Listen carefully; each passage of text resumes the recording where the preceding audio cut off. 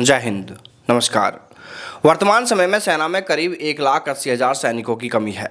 यानी इतने पदों पर भर्ती की जानी है, तब जाकर ये पद भरे जाएंगे। लेकिन सरकार भर्ती कराने के बजाय सेना में और अधिक सैनिकों की कटौती करने की तैयारी कर रही है। आने वाले समय में 1 लाख सैनिक और कम कर दिए जाएंगे सेना में, ऐसी भी खबरें हैं।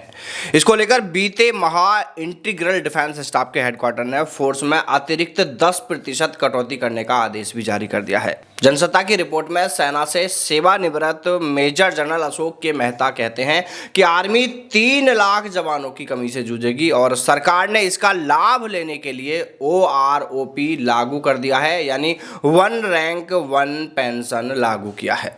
उन्होंने अग्निपथ योजना लागू करने को लेकर भी सरकार को आड़े हाथों लेते हुए कहा कि राजनेताओं ने पर्दे के पीछे सेना के कंधों पर बंदूक रखकर गोली चलाई है। उन्होंने कहा कि सरकार ने चुनावी लाभ लेने के लिए 1 रैंक 1 पेंशन स्कीम लागू तो कर दी, लेकिन ऐसा करने से पिछले साल ही सरकार पर 25,000 करोड़ रुपए का अतिरिक्त बोझ पड़ा है।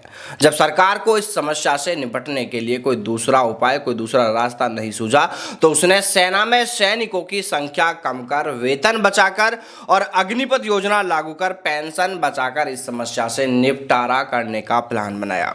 यानी एक तरफ चुनावी लाभ लेने के लिए सरकार ने OROP यानी 1 रैंक 1 पेंशन लागू कर जवानों और उनके परिवारों और देश में अपनी एक अच्छी छवि बनाने का प्रयास किया, और दूसरी ओर अग्निपथ योजना लागू कर सेना में जवानों की कमी कर रहे हैं और उनकी पेंशन बंद कर दी गई है। और उससे भी पहले प्लान के तहत 2.5 साल तक सेना भर्ती पर रोक लगाकर सैनिकों की संख्या कम कर दी गई।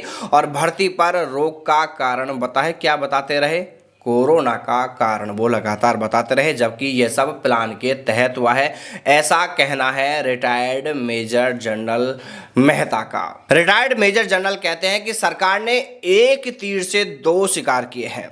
वैसे तो अग्निपथ योजना को लेकर दोस्तों पूरे देश में जमकर विरोध हुआ था, लेकिन फिर भी सरकार अपनी इस योजना को लेकर जो उसने कदम उठाया है उससे पीछे नहीं हटी, और आखिर में सुप्रीम कोर्ट ने भी सरकार की इस योजना को सही बताते हुए, जायज ठहराते हुए इसे हरी झंडी दे दी। हालांकि योजना लागू करने के बाद आर्मी एयरफोर्स की अधूरी भर्ती वाले युवाओं के साथ, यानी जिन युवाओं की भर्ती प्रक्रियाधीन थी, उन युवाओं के साथ यह सरासर अन्याय हुआ है और इसे कभी भी जायज नहीं ठहराया जा सकता। दोस्तों, आप इस पूरे मामले को लेकर क्या सोचते हैं? आपकी राय कमेंट करके जरूर बताएं। तो चलिए फिर मिलते हैं सेना व सेना भर्ती से जुड़ी तमाम बड़ी खबरों के साथ। तब तक सावधान रहें, दलालों से दूर रहें, अपना और अपनों का ख्याल रखिएगा। जय हिंद, जय भारत, वंदे मातरम।